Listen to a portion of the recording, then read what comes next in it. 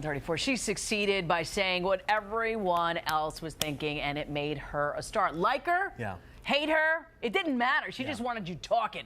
Comedian Joan Rivers, who is a pioneer for not only women in comedy, but, men as well. With her raspy voice, her sharp tongue, Joan knew all the right things and all the right buttons to keep pushing. Yeah. Throughout her stellar career, Joan worked with many comedians. And joining us this morning are two people who admired her and worked with her, too. We have comedian Jeffrey Gurian joining us. And also on the phone this morning is a very funny comedian, Judy Gold. Good morning to both of you. Good morning. Good morning. To you. All right, Hi, Judy. I want to start with you.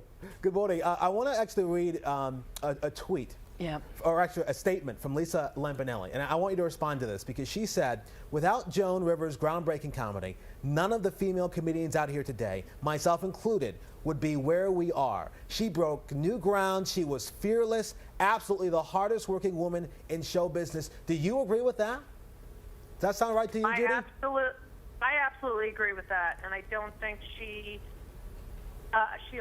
also affected male comedians because she was an advocate for freedom of speech. She never shied away from the controversial. She said it like it is. She was fearless. She just, she really was the hardest working person. And, the night she had 2 gigs booked, and she did them. She went, got married, and then worked that evening. And she was an amazing friend, a lady. If you talk to anyone who ever worked with her, they have nothing bad to say.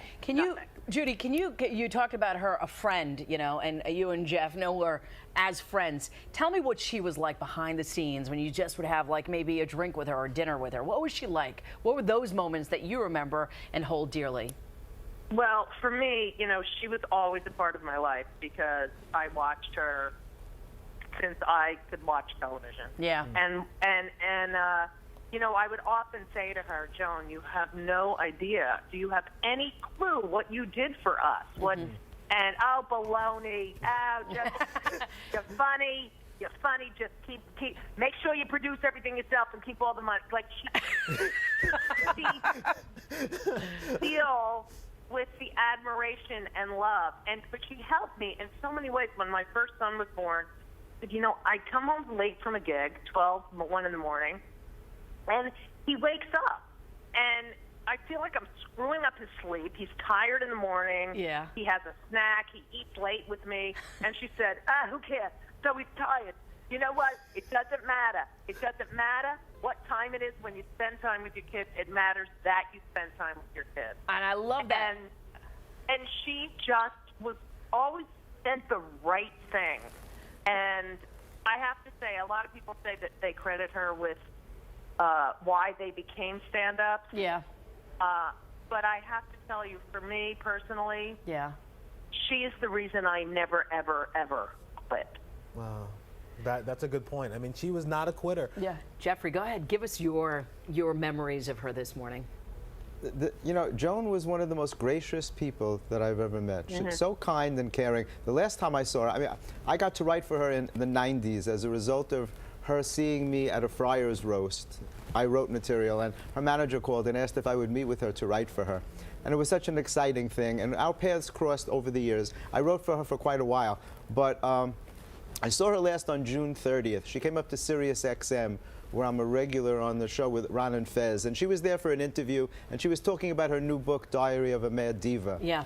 And she was secluded in the green room. Everybody was around her, and they knew that I wanted to see her, so they brought me back. And she was there with Larry Amoros, a dear friend who wrote the book with her. And she gave me the biggest hug, and she started asking me questions about my own book. Yeah. I had a recent book, but in-depth questions. And I said to her, Joan, let me give you a copy. And she said, no, no, no. She goes, no, I want to buy a copy. Don't give me a copy.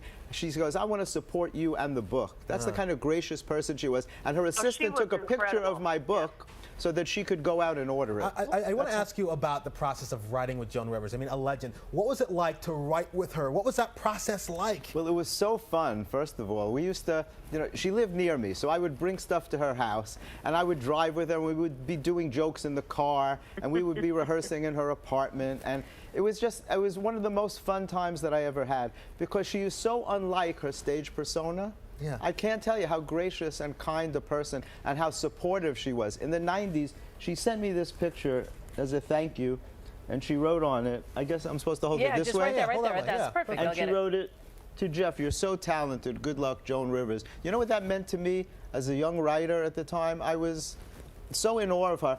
And I'll say this now, I always had a crush on Joan Rivers. That's all right. I Admit thought it. she was beautiful.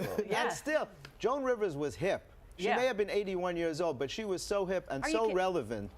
T- So But, you know, relevant. Go ahead, Judy. It's so sad that she didn't think she was beautiful. Like, that was her one insecurity, was thinking you had to be beautiful to be successful in this business. And I think if she had no plastic surgery, it didn't matter, because she was the real thing. She was a flawless stroke writer. She never stopped. She never stopped working. She didn't care how many people were in the audience or how crappy the room looked. She did the show, no matter what.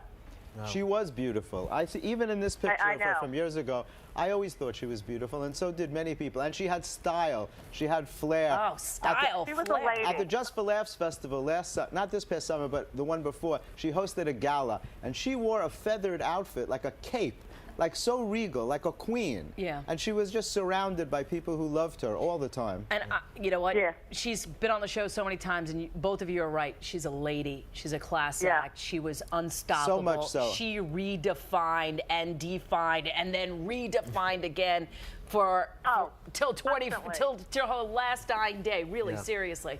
I thank you, Judy. Thank you. We're done. Okay. You were I'm sorry, but you know. Oh, it's fine. I could go on and on and on. Thank you so much. Yeah, but Judy, for thank you having so. me. Yeah, I know you're the best, Judy, and I know you loved her so much. And you know what? Our heartfelt condolences to you and to Jeff, because you know you both shared a special bond with her. And thank you for sharing your stories with our morning viewers. Thank you. Okay. Thank you for having me.